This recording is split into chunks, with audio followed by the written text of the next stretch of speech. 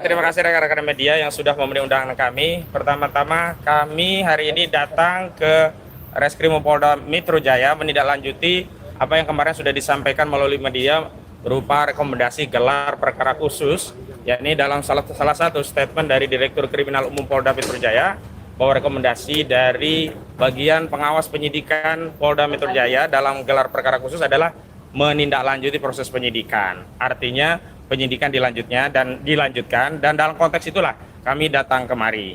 Pertama yang kami inginkan adalah nanti melalui surat yang resmi kami kirimkan adalah rilis resmi surat yang dikirim oleh bagian pengawas penyidikan kepada kami. Karena meskipun sudah ada konferensi pers yang diadakan oleh Polda Metro Jaya terkait hasil gelar perkara khusus, namun bagi kami selaku pendumas yang memohon adanya gelar perkara khusus itu sampai hari ini belum menerima resmi ya surat dari bagian pengawas penyidikan. Ini berbeda sekali dengan di Barreskrim Mabes Polri. Saat itu justru sebelum pihak Barreskrim mengumumkan hasil konferensi pers tentang gelar perkara khusus yang ujungnya menghentikan penyelidikan di Barreskrim, kami justru dikirimkan resmi oleh Biro Pengawas Penyidikan di Barreskrim. Mungkin ada perbedaan tindakan ya dari sisi profesionalisme, tentu karena kita mencintai institusi Polri, kita ingatkan bareng-bareng. Yang kedua yang paling penting adalah hari ini kami dalam konteks datang untuk meminta agar diadakan tes laboratorium forensik yang bersifat independen, yang hasilnya itu bisa kredibel, akuntabel, transparan, dan ini bisa dipertanggungjawabkan oleh para pihak dan tidak ada lagi pihak-pihak yang mengklaim itu tidak mewakili aspirasi begitu. Karena begini, kemarin saat gelar perkara khusus memang di luar agenda tentang penjelasan tahapan penyidikan, bukti-bukti apa saja yang telah disita, berapa saksi, berapa ahli yang dilakukan oleh penyidik Polda Metro Jaya, kami setelah melakukan diskusi panjang akhirnya diberikan izin akses untuk diperlihatkan bukti yang itu konon sebelumnya diperlihatkan oleh saudara Joko Widodo kepada relawan. Jadi akhirnya ya bukti itu diperlihatkan kepada kami berupa apa? Pertama dokumen S1 UGM, yang kedua dokumen SMA. Jadi kemarin konteksnya adalah untuk mengkonfirmasi atau memastikan bahwa bukti itu benar telah disita oleh penyidik Polda Metro Jaya dan tidak dalam penguasaan saudara Joko Widodo dan tidak pula diperlihatkan kepada Projo saat di Solo di bulan Oktober yang lalu. Bahkan penyidikan sudah dilakukan sejak Juli begitu. Nah selanjutnya kami ingin meluruskan framing di tengah masyarakat seolah-olah dengan ditunjukkan bukti itu perkara menjadi selesai, seolah-olah itu adalah proses konfirmasi keasilan ijazah. Keliru. Kami tegaskan bahwa proses untuk membuktikan perkara itu ada di persidangan dan hasil penafsiran terhadap bukti-bukti itu ada pada putusan hakim, dan putusan itu adalah putusan yang berkekuatan hukum tetap atau inkrah van Gewits. Dan putusan inkrah itu adanya nanti di majelis kasasi yang dikeluarkan oleh lembaga Mahkamah Agung Indonesia. Artinya kita semua harus menghormati dan bersabar karena begitulah proses berhukum dalam hukum acara pidana di negara kita. Ada putusan pertama, ada banding, ada kasasi. Nah disitulah tempat yang terakhir yang tidak ada lagi perbedaan penafsiran. Namun kami tegaskan, kami selaku penasihat hukum juga prinsipal kami baik dari klaster pertama maupun klaster kedua setelah diberikan izin akses melihat, sekali lagi hanya melihat ya, tanpa meraba, tanpa menerawang, apalagi meneliti.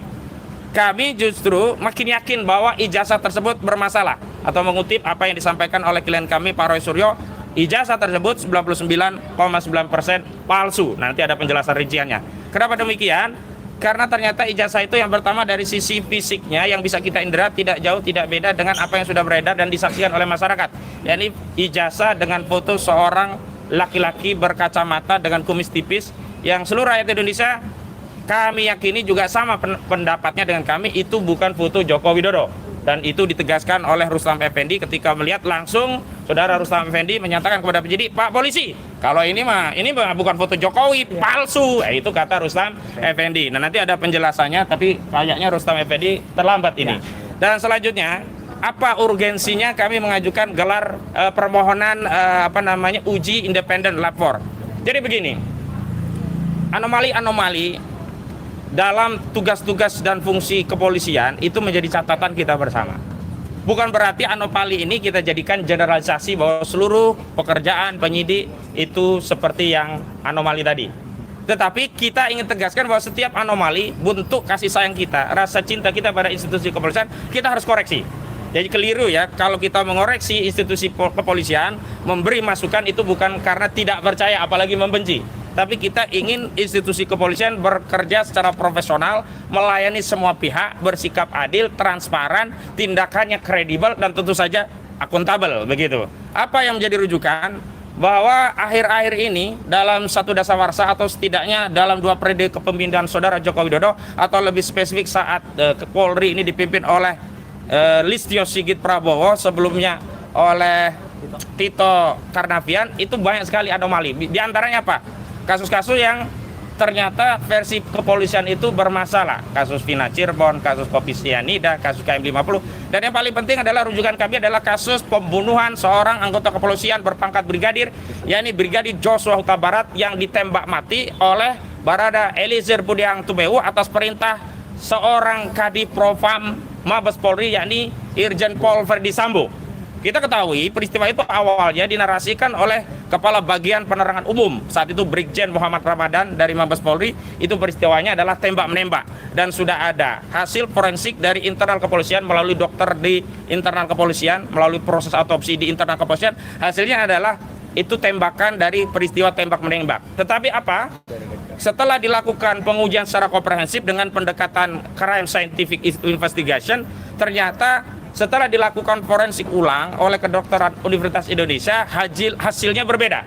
Yakni hasilnya ternyata luka yang diakibatkan tembakan itu adalah luka akibat tembakan dengan jarak yang dekat.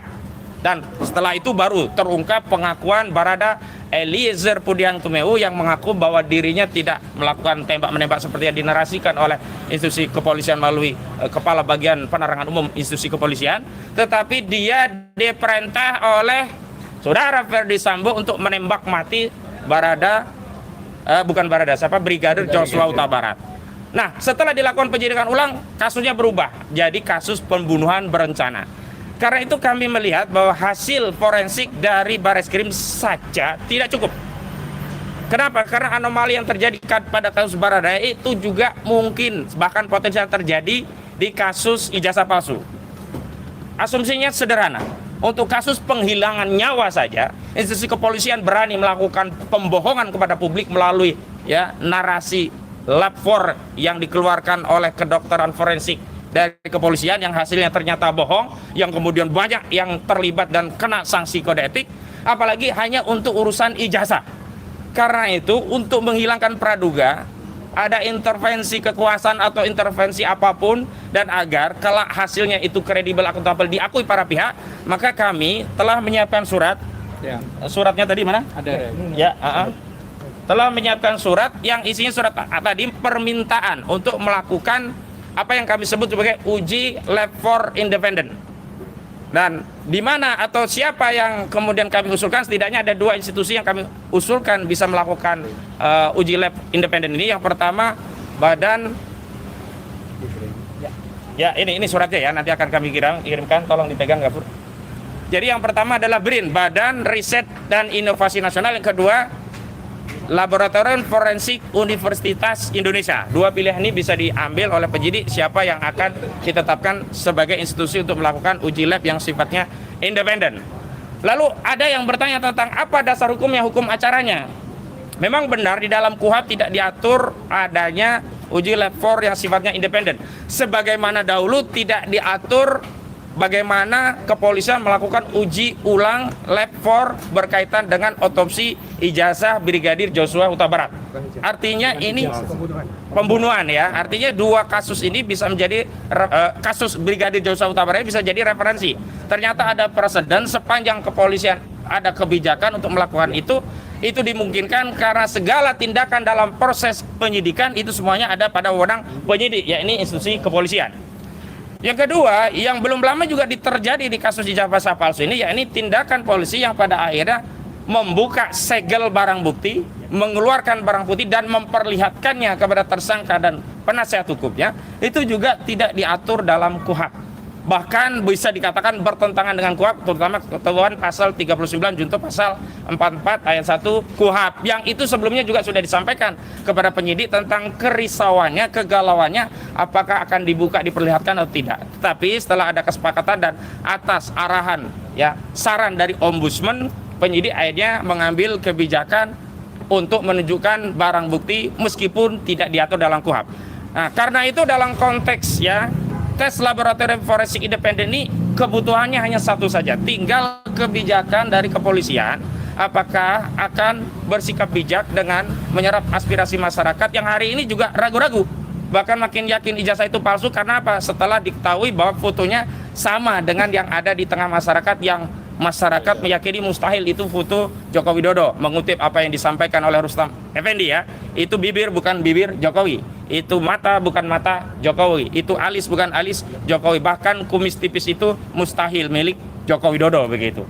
Karena itu tinggal satu saja, tetapi kalau ini tidak diambil maka saya dari tim kuasa hukum Pak Roy Suryo dan seluruh tim advokasi dari tim anti kriminalisasi akademisi dan aktivis menyampaikan kepada seluruh rakyat, begitulah kesulitan untuk mencari keadilan di negeri ini. Dan kami ingin tegaskan kenapa kami memilih BRIN, memilih lapornya UI, bukan yang ada di Singapura, bukan ada yang di luar negeri. Sekali lagi, kami mencintai negeri ini dan kami ingin memperbaiki negeri ini dengan mekanisme yang ada di negeri ini. Kami tidak ingin aib ini kami bawa-bawa ke dunia internasional sehingga diketahui oleh lapor dari dunia internasional. Cukuplah ya kita selesaikan dengan mekanisme yang ada di internal kita. Itu ya pengantar dari kami. Nanti ada pernyataan dari Pak Roy dan Pak Rustam. Jadi Pak Roy nanti mewakili dari layer yang pertama, Pak Rustam kedua ya, Pak Rustam layer yang kedua. Tapi sebelum itu ada dari tim kami, Bung Gafur Sang Ajib, tolong disampaikan sejumlah anomali-anomali yang juga